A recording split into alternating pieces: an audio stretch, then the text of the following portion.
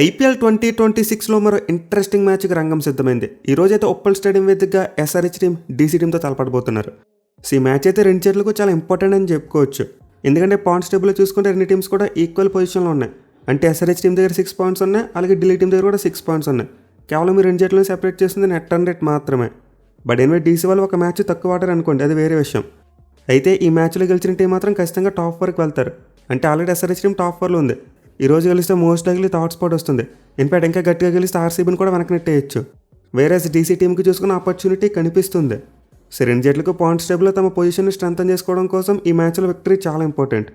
అయితే ఈ మ్యాచ్లో ఎవరు గెలుస్తారో చెప్పడం చాలా వరకు కష్టం భయ్య. ఎందుకంటే రెండు జట్లు కూడా మంచి ఫామ్తో వస్తున్నాయి. ఎస్ఆర్హెచ్ వాళ్ళు అయితే వరుసగా 2 హోమ్ మ్యాచెస్ గెలిచి వస్తున్నారు. వేరే డీసీ టీం చూసుకుంటే తమ లాస్ట్ మ్యాచ్లో డిఫెండింగ్ ఛాంపియన్స్ ఓడించారు. సో దీంతో మ్యాచ్ అయితే ఖచ్చితంగా నెక్ టు నెక్ నడిచేందుకు ఎక్కువ అవకాశాలు ఉంటాయి. ఇన్ఫ్యాక్ట్ ఈ రెండు జట్ల మధ్య హెడ్ స్టాట్స్ చూసుకున్నా సరే సేమ్ స్టోరీ. అంటే రెండు జట్లు మొత్తం 26 మ్యాచ్లో తలబడితే ఎస్ఆర్హెచ్ వాళ్ళు 13 మ్యాచ్లో గెలిచారు. వేరే డీసీ టీం 12 మ్యాచ్లో గెలిచింది. మిగిలిన ఒక్క మ్యాచ్లో ఫలితం రాలేదు. సో క్లియర్లీ హెడ్ స్టాట్స్ అయితే నెక్ టు నెక్ ఉన్నాయి. ఈవెన్ లాస్ట్ 5 మ్యాచెస్లో చూసుకున్న ఎస్ఆర్హెచ్ వాళ్ళు 2 గెలిచారు, డీసీ వాళ్ళు 3 గెలిచారు. బట్ ఎస్ఆర్హెచ్ టీంకి పాజిటివ్ ఏంటంటే గెలిచిన 2 మ్యాచ్లు కూడా చివరి 3 మ్యాచ్లోనే గెలిచారు. అయితే మళ్ళీ ఉప్పల్ స్టేడియంలో చూసుకుంటే హెడ్ రికార్డ్ మళ్ళీ డెడ్ ఈక్వల్గా కనిపిస్తుంది. అంటే మొత్తం 7 మ్యాచ్లో తలబడితే ఎస్ఆర్హెచ్ వాళ్ళు 3 గెలిచారు, డీసీ వాళ్ళు 3 గెలిచారు. మరొక మ్యాచ్లో ఫలితం రాలేదు.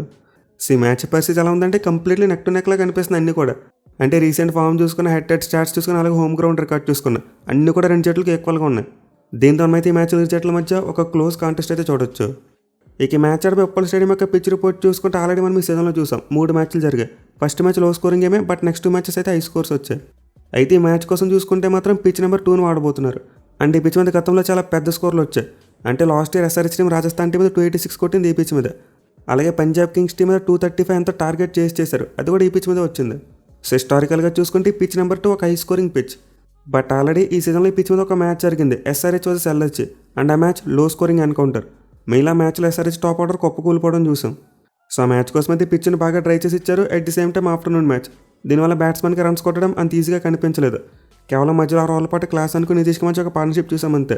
అదర్ దాన్ దట్ పెద్దగా బ్యాట్స్మెన్ పిచ్ మీద ఎంజాయ్ చేయలేదు. సో ఇంత మ్యాచ్ కోసం మళ్ళీ అలాంటి స్లోవర్ వికెట్ వేస్తే బ్యాటింగ్ చేయడం కష్టంగా మారిపోద్ది. మెయిన్ ఎస్ఆర్హెచ్ టీంకి ఎక్కువగా బ్యాక్ ఫైర్ అయ్యేందుకు ఛాన్స్ ఉంటుంది. ఎందుకంటే ఢిల్లీ బౌలింగ్ చాలా అద్భుతంగా ఉంది. వాళ్ళు కనుక స్లో వికెట్ దొరికిందంటే ఖచ్చితంగా డామినేట్ చేస్తారు. ఇన్ఫాక్ట్ గత మ్యాచ్లో ఆర్సీబీ టీంకి అగెన్స్ట్ కూడా అదే చూసాం. కొంతవరకు వికెట్ స్లోగా ఉంది అండ్ ఆర్సీబీ బ్యాట్స్మెన్ వణికించేశారు. సో ఇంత మ్యాచ్ కోసం మరీ స్లో వికెట్ ఇచ్చాకంటే ఒక మామూలు వికెట్ ఇస్తే సరిపోద్ది. అంటే న్యూట్రల్గా ఉండే వికెట్ ఇస్తే మనమైతే చాలా మంచి మ్యాచ్ చూసేందుకు అవకాశం ఉంటుంది. ఇక టాస్ విషయానికి వస్తే ఆబ్వియస్లీ ఎస్ఆర్హెచ్ టీం ఈ సీజన్లో ఒక్క టాస్ కూడా గెలవలేదు. వరుసగా 6 టాస్లు ఓడిపోయారు. దీంతో ఈ మ్యాచ్లో గెలుస్తారో లేదో మీరు కింద కామెంట్ చేయండి. బట్ ఇంట్రెస్టింగ్ థింగ్ ఏంటంటే గత 2 మ్యాచ్లు ఎస్ఆర్హెచ్ వాళ్ళు ఫస్ట్ బ్యాటింగ్ చేసి గెలిచారు. టార్గెట్ను బ్రిలియంట్గా డిఫెండ్ చేసుకోవడం చూసాం. కానీ నార్మల్గా చూసుకుంటే మాత్రం ఉప్పల్ చాలా మంచి చేసింగ్ వికెట్. మెయిన్లీ టార్గెట్ కనుక 200 కంటే తక్కువ ఉంటే ఖచ్చితంగా చేసింగ్ టీం ఫ్యాన్సీ చేసుకుంటే తమ ఛాన్సెస్. అయితే లాస్ట్ 2 మ్యాచ్లో మాత్రం ఎస్ఆర్హెచ్ బౌలర్స్ అద్భుతమైన బౌలింగ్ చేశారు, టార్గెట్ను డిఫెండ్ చేసుకున్నారు. దీంతో పిచ్ మీద ఫస్ట్ బ్యాటింగ్ చేసినా పెద్ద ఇబ్బంది ఏమీ ఉండదు. అంటే డ్యూ ఫ్యాక్టర్ ఎఫెక్ట్ అనేది మరీ ఎక్కువగా కనిపించట్లేదు. దీనివల్ల సెకండ్ బౌలింగ్ చేసినప్పుడు కూడా పిచ్ బౌలర్స్కి అనుకూలిస్తుంది. సో ఇంత మ్యాచ్లో ముందు బ్యాటింగ్ చేసినా సరే పెద్దగా సమస్య ఏమి ఉండదు. కానీ ఐడియల్గా చూసుకుంటే మాత్రం మరోసారి ట్రెండ్తోనే వెళ్ళిపోతారు. అంటే టాస్ గెలిచిన కెప్టెన్ ముందుగా ఫీల్డింగే తీసుకోవచ్చు. ఇక ఈ మ్యాచ్ యొక్క వెదర్ రిపోర్ట్ విషయానికి వస్తే వర్షం పడడానికి పెద్దగా ఏమీ కనిపించట్లేదు. వెదర్ రిపోర్ట్లో కేవలం 4% మాత్రమే రెయిన్ ఫోర్కాస్ట్ చూపిస్తుంది. దీంతో అయితే మోస్ట్ లైక్లీ అలాంటి రెయిన్ బ్రేక్స్ లేకుండా మ్యాచ్ చూసేందుకు అవకాశం ఉంటుంది. ఒకవేళ వర్షం ఏమైనా పడే ఛాన్స్ ఉంటే ఉప్పల్ స్టేడియంకి దగ్గరలో ఉన్న వాళ్ళు కింద కామెంట్ చేయండి. మన మిగతా జీబీబీ ఫ్యామిలీ తెలుసుకుంటారు. ఇక టీమ్స్ విషయానికి వస్తే ఎస్ఆర్హెచ్ టీం రైట్ ట్రాక్లోకి వచ్చినట్టు కనిపిస్తున్నారు. వాళ్ళ బ్యాటింగ్ మరియు బౌలింగ్ కలెక్టివ్గా క్లిక్ అవ్వడం చూస్తున్నాం. మరీ ముఖ్యంగా ఆ టీం యొక్క యంగ్ బౌలర్స్ అద్భుతమైన బౌలింగ్ చేస్తున్నారు. సో బౌలింగ్ పరంగా చూసుకుంటే ఎస్ఆర్హెచ్ టీంకి ప్రస్తుతానికి పెద్దగా సమస్యలు ఏమీ కనిపించట్లేదు. లాస్ట్ మ్యాచ్లో ప్రఫ్లింగ్ ఒక ఎక్స్పెన్సివ్ స్పెల్ వేశాడు. బట్ అగైన్ అతను బ్యాక్ చేస్తారు, మళ్ళీ టీంలో ప్లేస్ ఉంటుంది. మీరు లాస్ట్ మ్యాచ్లో ఎక్స్పెన్సివ్ స్పెల్ తర్వాత అతను నేర్చుకుంటాడు, ఈ మ్యాచ్లో కంబ్యాక్ చేయడానికి ట్రై చేస్తాడు. వేరే మిగతా బౌలింగ్ చూసుకుంటే అందరికీ కూడా చాలా మంచి బౌలింగ్ పడుతుంది. ఎస్పెషల్ ఈశాన్ మలింగ అండ్ శివాంగ్ కుమార్ వీళ్ళిద్దరు కూడా కన్సిస్టెంట్గా ప్రతి మ్యాచ్లో వికెట్లు తీస్తున్నారు. అలాగే సకీబ్ హుసేన్ చూసుకున్న తన డ్రీమ్ డెబ్యూ తర్వాత ఫామ్ని కంటిన్యూ చేశాడు. లాస్ట్ మ్యాచ్లో కూడా చాలా మంచి బౌలింగ్ చేశాడు. సో ఎస్ఆర్హెచ్ టీంకి శివాంగ్ కుమార్, ఈశాన్ మలింగ, సకీబ్ హుసేన్ వీళ్ళ ముగ్గురు మిడిల్ అండ్ డెత్ ఓవర్స్లో అద్భుతమైన బౌలింగ్ చేస్తున్నారు. కానీ సమస్య ఏంటంటే పవర్ ప్లే బౌలింగ్. లాస్ట్ మ్యాచ్లో పవర్ ప్లేలో కాస్త ఎక్కువ రన్స్ ఇవ్వడం చూసాం. బట్ ఆఫ్ కోర్స్ ఒక ఎండ్ నుంచి నితీష్ కుమార్ రెడ్డి కంట్రోల్ చేస్తున్నాడు. ఇన్ఫాక్ట్ చాలా వరకు పవర్ ప్లేలో ఎస్ఆర్హెచ్ కొన్న సమస్యను తొలగిస్తున్నాడు అతను. బట్ అదరంలో ప్రఫులింగ్ కూడా ఫైర్ అవ్వాలి. మెయిలీ ఢిల్లీ టీం దగ్గర కేఎల్ రాహుల్ లాంటి క్లాసీ బ్యాట్స్మెన్ ఉన్నాడు. దీంతో ఈ మ్యాచ్లో ఎస్ఆర్హెచ్ టీం పవర్ ప్లేలో ఎంత మంచిగా బౌలింగ్ చేస్తే అంత బెటర్గా ఉంటుంది. వేరే బ్యాటింగ్ విషయానికి వస్తే Abhishek Sharma all or nothing approach. అంటే కొడితే మడత పెట్టేస్తున్నాడు, లేకపోతే సింగిల్ డిజిట్ స్కోర్. ఈ సీజన్లో 6 మ్యాచ్లు ఆడితే 3 మ్యాచ్లో మంచిగా కొట్టాడు, 3 మ్యాచ్లో ఫెయిల్ అయ్యాడు. అయితే ఈ విషయంలో పెద్దగా ప్రాబ్లం లేకపోయినా ట్రావిస్ హెడ్ విషయంలో ప్రాబ్లం ఉంది భయ్య. సరిగ్గా ఆడలేకపోతున్నాడు. ఈ సీజన్లో చూసుకుంటే అతని బ్యాట్ నుంచి అంత గొప్ప పెర్ఫార్మెన్స్ రాలేదు. మెయిన్లీ పవర్ ప్లేలో యాక్సలరేట్ చేయలేకపోతున్నాడు. సో ట్రావిస్ హెడ్ అయితే ఎక్కడి నుంచైనా సరే మంచిగా ఆడాలి. మెయిన్లీ గతంలో చూసుకుంటే ఢిల్లీ టీంకి అగెన్స్ట్గా అతను అద్భుతంగా పెర్ఫామ్ చేశాడు. ఐ థింక్ 2024 అనుకుంటా పవర్ ప్లేలో 84 రన్స్ కొట్టేశాడు. సో దీంతో ట్రావిస్ హెడ్కి ఈ మ్యాచ్లో కంబ్యాక్ చేయడానికి అవకాశం ఉంది. పైకి ఈసారి ఢిల్లీ టీంకి మిచెల్ స్టార్క్ లాంటి బౌలర్ కూడా అందుబాటులో లేడు. దీంతో ఎస్ఆర్హెచ్ బ్యాట్స్మెన్ పవర్ ప్లేని డామినేట్ చేయడానికి చాలా ఎక్కువ అవకాశం ఉంటుంది. ఇక కెప్టెన్ ఇషాన్ కిషన్ బ్యాటింగ్ చూసుకున్న కొంతవరకు అభిషేక్ శర్మ టెంప్లెట్. అంటే ఒక మ్యాచ్లో బాగా ఆడుతున్నాడు, ఒక మ్యాచ్లో ఫెయిల్ అవుతున్నాడు. బట్ స్టిల్ బాగా మేనేజ్ చేస్తున్నాడు. అయితే ఈ సీజన్లో ఎస్ఆర్హెచ్ టీంకి బిగ్గెస్ట్ పాజిటివ్ ఏంటంటే మిడిల్ ఆర్డర్ బ్యాటింగ్ అని చెప్పుకోవచ్చు. అది కూడా హెన్రిక్ క్లాసన్ మరియు నితీష్ కుమార్ రెడ్డి వీళ్ళిద్దరూ మైండ్ బ్లోయింగ్ బ్యాటింగ్ చేస్తున్నారు. ఆల్మోస్ట్ ప్రతి మ్యాచ్లో కూడా రన్స్ కొట్టడం చూస్తున్నాం. పర్టికులర్గా క్లాసన్ ఆల్మోస్ట్ ప్రతి మ్యాచ్లో కూడా 30+ రన్స్ కొట్టడం చూసాం మనం. ఇన్ఫాక్ట్ ప్రజెంట్ ఆరెంజ్గా పతన దగ్గర ఉంది. సో క్లాసన్ అయితే కొంతవరకు స్లోగానే బ్యాటింగ్ చేస్తున్నప్పటికీ అతనైతే వెన్నుముక్కలో నిలుస్తున్నాడు. అంటే వికెట్ల పతనం కొనసాగి ఎస్ఆర్హెచ్ టీం కొలాప్స్ అవ్వకుండా చూసుకుంటున్నాడు. మళ్ళీ మ్యాచ్లో మరోసారి ఎస్ఆర్హెచ్ టీంకి క్లాసన్ చాలా ఇంపార్టెంట్ ప్లేయర్. ఎందుకంటే అతనికి ఢిల్లీ బౌలర్స్ అందరి మీద కూడా ఎక్సలెంట్ రికార్డ్ కనిపిస్తుంది. ఆల్మోస్ట్ ప్రతి బౌలర్కి అగెన్స్ట్గా 180+ స్ట్రైక్ రేట్ ఉంది. అది కూడా కేవలం ఒక్కసారి అవుట్ అయ్యాడు అక్షర్ పటేల్ బౌలింగ్లో అనుకుంటా. మిగతా ఏ బౌలర్ బౌలింగ్లో కూడా ఇప్పటివరకు క్లాసన్ అవుట్ అవ్వలేదు. సో ఇంత మ్యాచ్లో అయితే ఎస్ఆర్హెచ్ టీంకి మరోసారి కాటేరామ కొడుకు చాలా ఇంపార్టెంట్ ప్లేయర్ అవుతాడు. అలాగే నితీష్ కుమార్ రెడ్డి చూసుకుని ఈ సీజన్లో మైండ్ బ్లోయింగ్ పెర్ఫార్మెన్స్ చేస్తున్నాడు with the bat and with the ball కూడా. బట్ డెఫినెట్లీ ఎస్ఆర్హెచ్ టీం అతను కొంచెం మిస్యూజ్ చేసుకుంటున్నారు. అంటే బ్యాటింగ్లో డౌన్ ద ఆర్డర్ పంపుతున్నారు భయ్య. అతను అంత మంచిగా పెర్ఫామ్ చేస్తున్నప్పుడు నెంబర్ 5లో పంపొచ్చు కదా. సో ఎస్ఆర్హెచ్ టీం అయితే మళ్ళీ మిస్టేక్ని రిపీట్ చేయకూడదు. అండ్ ఆల్సో వాళ్ళకి డెత్ ఓవర్స్లో చూసుకున్న లాస్ట్ మ్యాచ్లో అంత మంచి ఫినిషింగ్ టచ్ రాలేదు. మేల్ అనికేత్ వర్మ మరియు సలీల్ అరోరా అనుకున్న స్థాయిలో కొట్టలేకపోతున్నారు. సో ఎస్ఆర్హెచ్ ఫ్యాన్స్ అయితే వీళ్ళిద్దరిలో ఒకరిని పక్కన పెట్టి స్మరణ్ రవిచంద్రని తీసుకురావాలని చెప్పి కోరుకుంటున్నారు. కానీ last year Aniket Varma DC టీంకి అగెన్స్ట్గా ఒక మంచి నాక్ ఆడడం చూసాం. దీంతో అతను కంటిన్యూ చేసేందుకు ఎక్కువ అవకాశాలు ఉంటాయి. మేబీ స్మరణ్ని తీసుకొస్తే సలీల్ ప్లేస్లో తీసుకురావచ్చు. బట్ నేనైతే చేంజ్ చేయాలనుకుంటున్నాను. యంగ్స్టర్ని మళ్ళీ బ్యాక్ చేస్తారనిపిస్తుంది. అయితే బౌలింగ్ విషయంలో చూసుకుంటే మాత్రం ఖచ్చితంగా మార్పు చేయాలి. లాస్ట్ మ్యాచ్లో లియామ్ లివింగ్స్టన్ ఆడించారు. ఎందుకు ఆడించారు ఎవరికి అర్థం కాలేదు. సో ఈ మ్యాచ్లో అయితే ఎస్ఆర్హెచ్ టీం ఖచ్చితంగా హర్షదీప్ని మళ్ళీ ప్లేయింగ్ లోన్లోకి తీసుకురావాలి. మళ్ళీ ఢిల్లీ టాప్ ఆర్డర్లో చూసుకుంటే ఎక్కువ మంది రైట్ హ్యాండ్ బ్యాట్స్మెన్ ఉన్నారు. దీంతో హర్షదీప్ అయితే ఎస్ఆర్హెచ్ టీం పవర్ ప్లేలో బౌలింగ్ చేయించుకోవచ్చు. పర్టికులర్గా సమీర్ రిజ్వి లాంటి ప్లేయర్ లెఫ్ట్ ఆర్మ్ స్పిన్నర్స్కి చాలా స్ట్రగుల్ అవుతున్నాడు. అండ్ ఆల్సో ఆల్మర్ సంగతి చూసుకున్న లెఫ్ట్ ఆర్మ్ స్పిన్కి కొంతవరకు టెంటేటివ్గా ఉంటారు. సో ఇంత మ్యాచ్లో ఎస్ఆర్హెచ్ టీం ఒక మార్పు చేయాలి. హర్షదీప్ని మళ్ళీ తీసుకురావాలి. మళ్ళీ అతను రావడం వల్ల టీంకి మంచి బ్యాలెన్స్ ఏర్పడుతుంది. అటు బ్యాటింగ్ అలాగే ఇటు బౌలింగ్ రెండు కూడా కవర్ అవుతాయి. సో ప్యాట్ కమిన్స్ అయితే ఈ మ్యాచ్కి అవైలబుల్గా ఉండడు.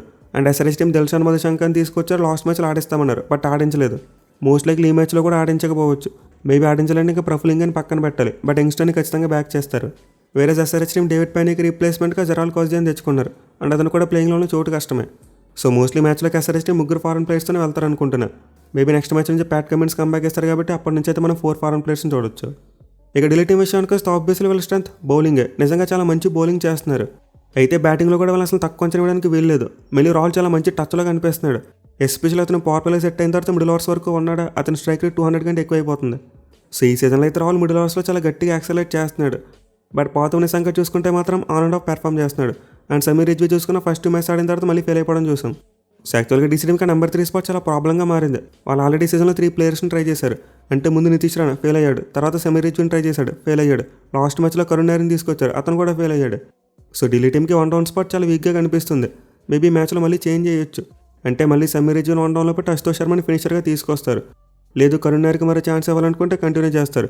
అదే కాదనుకుంటే వాళ్ళ దగ్గర అభిషేక్ పురా లాంటి బ్యాట్స్మెన్ ఉన్నాడు, అతను కూడా ట్రై చేయొచ్చు. సో ఢిల్లీ టీం వీలైనంత తొందరగా 1 డౌన్ ప్రాబ్లమ్ని సాల్వ్ చేసుకోవాలి. ఇక మిగతా బ్యాటింగ్ చూసుకుంటే మంచి ఫామ్లో కనిపిస్తున్నారు. Stubbs already back to back 50s కొట్టాడు.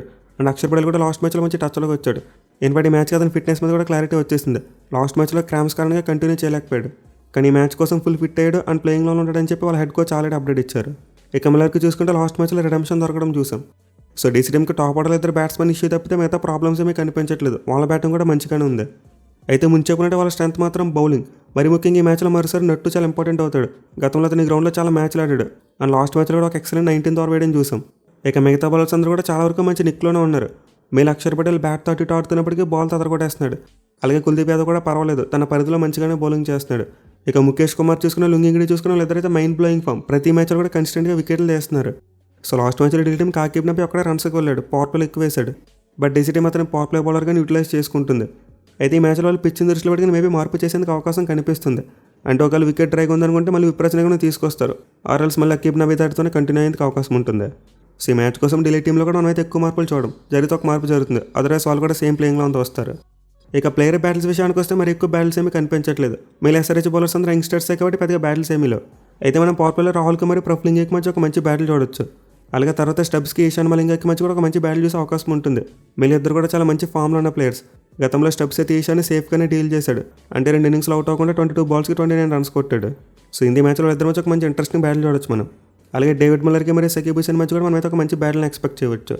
ఇక ఎస్ఆర్హెచ్ బ్యాటింగ్ సైడ్ చూసుకుంటే అక్షర్ పటేల్ ఇంపార్టెంట్గా మారేందుకు అవకాశం కనిపిస్తుంది. అంటే సర్ప్రైజింగ్గా అతనికి ఎస్ఆర్హెచ్ ఓపెనర్స్ మీద మంచి రికార్డ్ కనిపిస్తుంది. లెఫ్ట్ ఆర్మ్ స్పిన్నర్కి లెఫ్ట్ హ్యాండర్స్కి మధ్య అంత మ్యాచ్అప్ ఉండకపోవచ్చు ఎప్పుడు కూడా. బట్ అక్షర్ పటేల్ గతంలో వీళ్ళిద్దరిని చాలా సైలెంట్గా ఉంచాడు. ఇద్దరు స్ట్రైక్ రేట్ బిలో 90 ఉంది. మోస్ట్ నెంబర్ అభిషేక్ శర్మని 3 ఇన్నింగ్స్లో 2 టైమ్స్ అవుట్ చేశాడు. అలాగే ట్రావిస్ హెడ్ని చూసుకుని ఒకసారి అవుట్ చేశాడు.